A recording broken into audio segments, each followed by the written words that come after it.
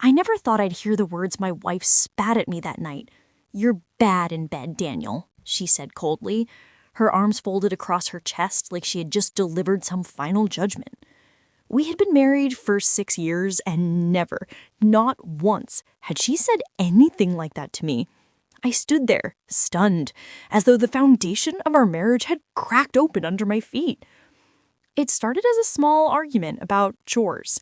Emma, my wife, was annoyed that I hadn't halted the laundry after getting home from work. I was tired, exhausted after teaching late at the community college, and I told her I'd do it in the morning. Somehow, that small frustration escalated. She started nitpicking about everything. How I forgot to take out the trash, how I didn't plan date nights anymore, how I wasn't as attentive as I used to be.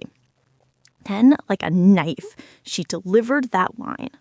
"You're bad in bed, Daniel." The room went silent. My chest tightened, my hands were cold. That wasn't just an insult. It was humiliation. The kind that cuts deeper because it comes from the one person who's supposed to see you at your most vulnerable and still protect you. I laughed bitterly, trying to show myself from the blow. "Really, Emma, that's where we're going now?" Her lips curled in a smirk. "I'm just being honest. Maybe if you start being so boring, I wouldn't feel like I was missing out."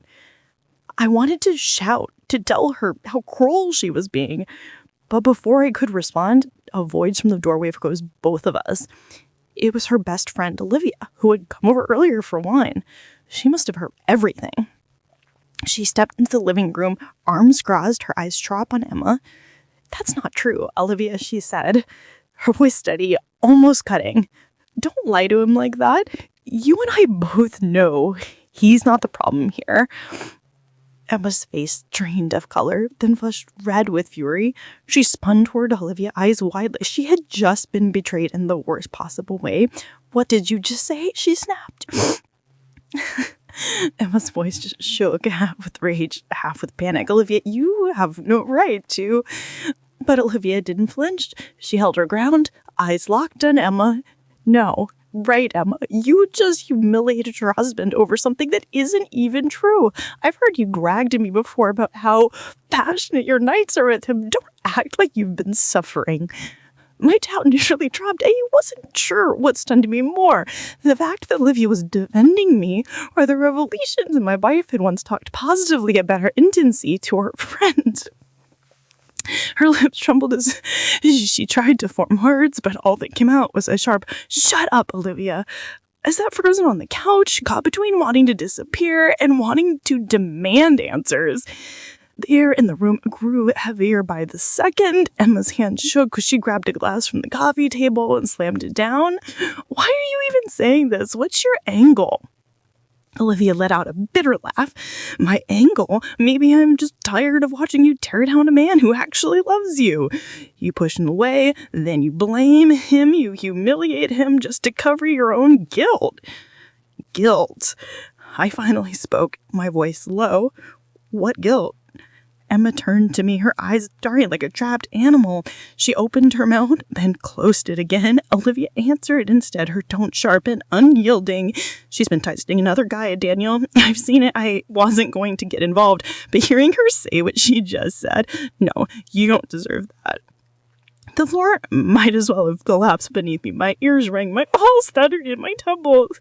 I stared at Emma, my wife, the woman I trusted with every piece of myself. "Is that true?" I asked, my voice trembling. Emma's face is pale now, all her bravado gone. "It's not what you think," she stammered. Her voice is small. Olivia shook her head, disgust etched across her features. "Don't lie again, Emma. You deserve the truth. You've been tearing him down to hide your own betrayal. That's what this is really about, isn't it?" Emma's lips parted, but no words came out. Her silence was older than any confession. The silence stretched until it became unbearable. I felt that like the walls were closing in. Each second I feared that the last. My wife, the woman I thought I knew better than anyone, sat in front of me, unable to deny the truth. That silence alone told me everything. "Emma," I whispered, my voice breaking. "After everything we've been through, Why? Her eyes filled with tears, but I noticed they weren't tears of remorse. They were the tears of being exposed. I didn't mean for it to happen. She stumbled, her voice small. Shut up! I cut her off. The word echoed into the room like a verdict. My chest tightened, but I forced myself to keep merely speaking. You humiliated me, told me I wasn't good enough, all because you couldn't face your own wiles. Do you realize what you've done? Emma reached out, and I pulled away before Ed could touch mine. The very thought of her closest made me skin crawl. She looked at Olivia as if pleading for backup. Olivia's face was cold. I'm done covering for you, Olivia said sharply. You hurt him to protect yourself, and I won't stand by it anymore. If you loved him, you wouldn't have destroyed his trust just to save face. For the first time in our marriage, I only saw Emma cornered with no escape. The Tractum, the one who once wielded words like weapons, now sat speechless, stripped to her defenses. I stood slowly, my hands shaking, my heart torn between devastation and an unfailing clarity. I don't know what the future holds, Emma, but this I know: our marriage can't survive on lies, and I won't let you make me feel worthless because of your mistakes. Emma sobbed quietly, but I didn't wait for excuses. I walked to the door, my body heavy, but my mind strained to be calm. Olivia gave me a small supportive nod as I passed her. That night marked the death of the marriage I once believed unbreakable. Pain burned deep, but beneath it was something new: resolve. Emma's betrayal had shattered me, but it also freed me. For once in years, I've always been standing on my own 2 feet, ready to rebuild a life without her shadows darkening my days. Outside, the earth colder than usual, I stood under the porch light, my breath visible in the night. For a long while, I didn't move. I thought about how easily words can destroy what years of love build, how Brian Part really is when Brian takes over. Behind me, I could hear a faint stomp through the door, but they didn't move me. Not anymore. Maybe once those sounds would have broken me. But now, it just felt like a goose of something weren't gone. When Olivia stepped out to check on me and see it saved mine, she just stood beside me, silent, understanding. She finally said, "You did the great thing." I nodded slowly. It doesn't feel right yet, but maybe someday it will.